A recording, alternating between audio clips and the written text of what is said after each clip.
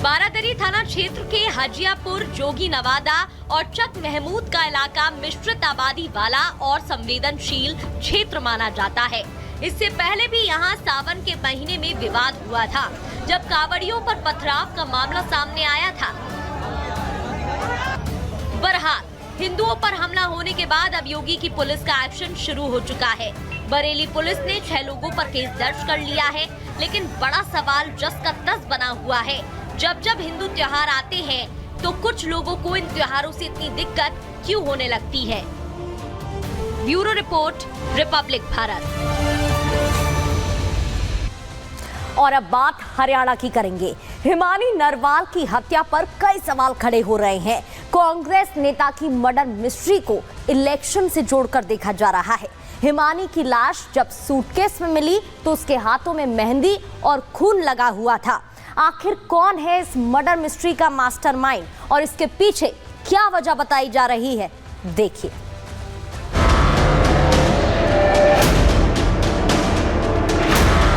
Congress party के लिए मेरी बेटी ने अपनी जान तक दांव पे लगा दिया। भारत जोड़ो यात्रा में लाल चौक तक गई है। वो बहुत गंभीर मामला है। कांग्रेस के लोग पहले भी ऐसे करते रहे। एक लावारिस सूटकेस में महिला की लाश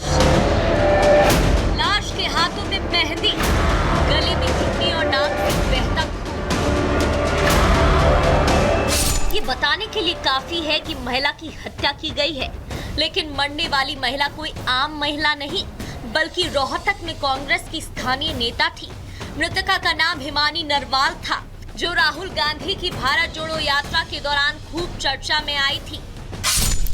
जब हिमानी का शव मिला तब उनके गले में दुपट्टा लिपटा हुआ था और हाथों में मेहंदी लगी हुई थी। नाक से खून निकल रहा था। हिमानी का शव बीते शुक्रवार 28 फरवरी को सांपला बस स्टैंड के पास एक बड़े नीले सूटकेस में मिला। बताया ये भी जा रहा है जिस सूटकेस में लाश मिली वो भी हिमानी का ही था। फिलहाल पुलिस ने शव को कब्जे में लेकर मामले की हर एंगल से जांच शुरू कर दी। हिमानी के फोन रिकॉर्ड खंगाले जा रहे हैं, आसपास के सीसीटीवी फुटेज देखे जा रहे हैं, परिवार और करीबियों से जानकारी ली जा रही है।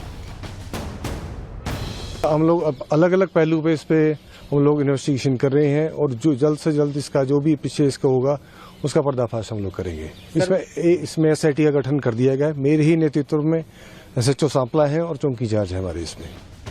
हिमानी कांग्रेस की सक्रिय कार्यकर्ता थी, जिसकी मौत के बाद हरियाणा की राजनीति में उबाल आ गया। पूर्व मुख्यमंत्री और कांग्रेस के वरिष्ठ नेता भूपेंद्र सिंह हुड्डा खुद ट्वीट करके इस मामले की उच्च स्तरीय जांच की मांग कर रहे हैं। देश और हरियाणा प्रदेश के हर वासी की आत्मा को झंझोर के रख दिया है। एक बार फिर हरियाणा की कानून व्यवस्था की चौपट स्थिति को दर्शाता हुआ ये मामला देशवासियों के सामने है। हमारी मांग है कि सरकार कड़ी से कड़ी कार्रवाई तुरंत करे, SIT उचित जांच की जाए। भूपेंद्र हुड्डा और दीपेंद्र हुड्डा कानूनन व्यवस्था पर सवाल खड़े कर रहे हैं। पीड़ित परिवार को न्याय दिलाने की बात कह रहे हैं, लेकिन इतनी बड़ी घटना के बावजूद भी कांग्रेसी नेता अब तक पीड़ित परिवार से मिलने तक नहीं पहुंचे। भारत जोड़ो यात्रा में लाल चौक तक गई है। वो साथ में रही है, 6 स्टेटों में रही है। भारत जोड़ो यात्रा में आगे भी गई है वो।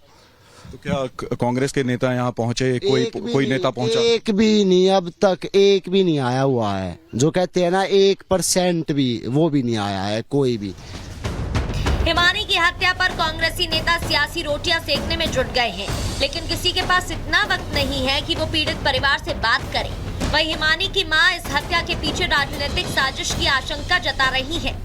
हरियाणा सरकार का भी मतलब तो कुछ कर्तव्य बनता है। चलो मैं कांग्रेस पार्टी से तो भाई उससे जुड़ी हुई थी तो हरियाणा की बेटी, हरियाणा के कल्चर को भी सपोर्ट करती थी। वैसे भी हरियाणा की बेटी थी, मतलब पार्टी मायने नहीं रखती, मतलब थी तो मतलब इसी हरियाणा की बेटी वो। हिमानी की मां के आरोपों ने हरियाणा के सियासी गलियारों में सनसनी फैला दी है। बीजेपी इस हत्या में किसी कांग्रेसी नेता का हाथ होने की बात कह रही है, साथ ही दोषी पर सख्त एक्शन का भरोसा भी दे रही है। बहुत गंभीर मामला है और कांग्रेस के लोग पहले भी ऐसे करते रहे। पुलिस गहराई से इसकी जांच कर रही है और जो भी सच्चाई निकलेगी उसको उसके अंजाम तक पहुंचाया जाएगा। रोहतक में इन दिनों निकाय चुनाव का माहौल है।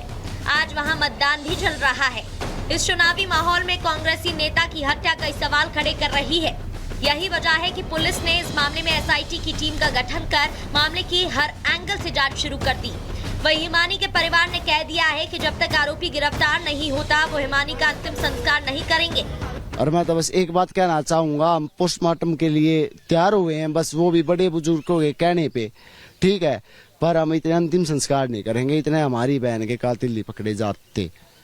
आज के बाद हमारा तो काम नेता नहीं है। कोई भी आशा के उड़ा के पास अपने फोन किया, मैंने फोन भी 4-5 मिस कॉल मारी, फिर भी फोन भी नहीं उठाया मैंने मम्मा वाले नंबर से। इस हत्याकांड में पुलिस का कहना है कि हिमानी के पिता ने सुसाइड किया था। उसके भाई की रंजिश के चलते हत्या कर दी गई थी। ऐसे में पुलिस पुरानी रंजिश के एंगल को भी टटोल रही है।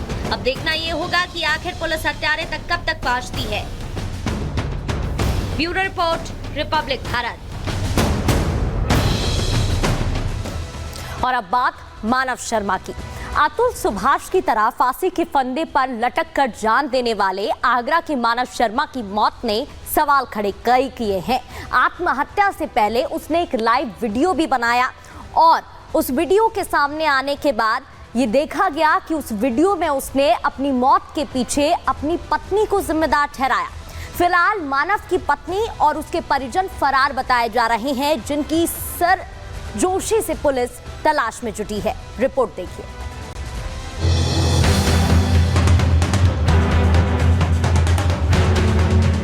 गले में फंदा, आंख में आंसू। पत्नी के उत्पीड़न से तंग आकर आईटी कंपनी के मैनेजर मानव शर्मा ने 24 फरवरी को आत्महत्या कर ली। अब सवाल इंसाफ का है, जिसकी मांग मानव के परिजन कर रहे हैं। लेकिन निकिता का परिवार लापता और घर में ताला लटका है। हम पहुंचे हैं निकिता के घर पर, जहां पे ताला लगा हुआ है। मेरे पीछे की तस्वीर आप देख सकते हैं। ये आगरा से लगभग 40 किलोमीटर दूर बरहन एक जगह है, जहां पे निकिता और उसके परिवार यहाँ पे रहते थे। लेकिन जैसे ही सुसाइड का मामला सामने आता है, उसके बाद निकिता अपने परिवार के साथ यहाँ से जा चुकी है। और तस्वीरों में आप देख सकते हैं घर पर ताला लगा हुआ है। ऐसा माना जा रहा है कि 28 तारीख के दिन आगरा की एसीबी सदर की जो पुलिस टीम थी वो यहाँ पर आई थी। लेकिन जब वो पुलिस यहाँ पर पहुंचती है तो घर के अंदर कोई भी मौजूद नहीं पाया जाता है, क्योंकि घर के बाहर यहाँ पर ताला लगा हुआ था। पुलिस का कहना है कि जब निकिता उसके परिवार दोषी नहीं है तो सामने आके अपना स्टेटमेंट रिकॉर्ड कराए और पुलिस की इन्वेस्टिगेशन ज्वाइन करे। लेकिन पुलिस का कहना है कि लगभग कई दिन बीत चुके हैं और अभी भी निकिता उसके परिवार का अता पता नहीं किस जगह पे छिपे हुए हैं।